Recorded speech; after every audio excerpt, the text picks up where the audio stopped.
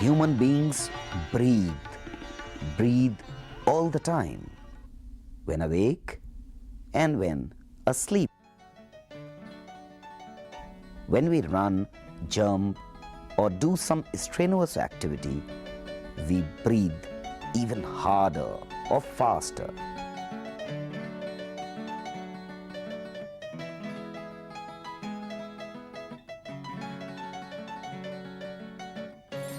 Other animals like a dog, a horse, or a buffalo also breathe. But why do we breathe? And what is it that we are breathing? Let's find out. When we breathe in, our nose takes air, chest expands, and the abdomen goes in. When we breathe out, the abdomen comes out, the chest collapses, and the nose pushes out the air. Air goes in and air goes out. What was happening inside our body then? Oxygen is needed to break down this food and extract energy from it. And this energy we use, be it breathing, eating, talking, or walking. The carbon dioxide produced in the process is what we breathe out. The air around us consists of nitrogen, oxygen, carbon dioxide, and dust particles. We breathe in this air. The germs are trapped in the hair and the mucus present in the nose. Where does this air go? Air then goes down the trachea or the windpipe. The trachea branches out into two branches known as bronchi, which enters the lungs. Inside, the bronchi branches out into smaller and smaller tubes known as bronchioles, and the end in tiny air sacs called alveoli. There are about 300 million, that is 30 crore alveoli in the two lungs. The alveoli are surrounded by blood vessels, both arteries and veins. The veins bring blood rich in carbon dioxide, and arteries carry back the blood rich in oxygen. This exchange of gases, oxygen from the air and the carbon dioxide from the blood, happens at the alveoles. The carbon dioxide rich air now goes back out of the nose. This breathing in and breathing out happens continuously all the time, sometimes faster when we are active and sometimes slower when we are resting. How many times do you breathe in a minute? When this stop clock starts, begin counting.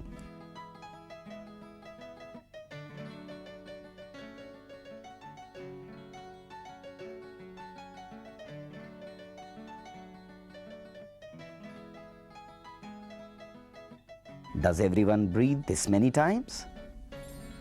Observe your breathing rate when you are doing different activities.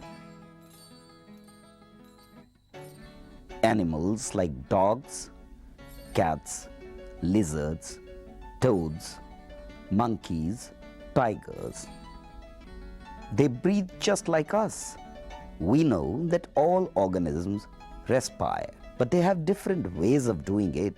Plants breathe through tiny pores called stomata. Stomata are found all over the plants, the leaves, the branches, the roots. The oxygen taken in diffuses in the neighborhood of stomata. What do the plants which live partially or completely submerged in water do? Insects have different breathing system. Along the body of the insect, you'll find 10 pairs of openings, 2 on the thorax, 8 on the abdomen. These openings, known as spiracles, are the insect's breathing tubes. These tubes, known as tracheal tubes, are distributed throughout the body of the insect, reaching all the tissues. That is why a headless insect can continue to live. It will die of starvation. Fish have a different kind of respiratory system. Fish live underwater. In fact, they can hardly survive outside water. They use the air dissolved in water. Notice that fish gulp all the time. This water continuously washes over the gills. The gills contain a leaf-like structure called gill lamella, which takes up the oxygen dissolved in water. Do all organisms need oxygen to extract energy from their food? Some bacteria resort to anaerobic respiration. They can extract energy without using oxygen. Let's look at respiration once again. Plants and animals obtain energy from their food. For doing this, they need oxygen, and they obtain oxygen through respiration. Like us human beings, all mammals, birds, and reptiles have a respiratory system, which consists of nose, trachea, and lungs. Rate of breathing depends on the activity we do.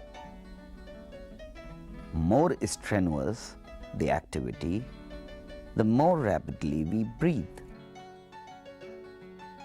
We breathe less frequently while asleep. Plants, fish, and insects also respire, but they have different mechanisms for doing this.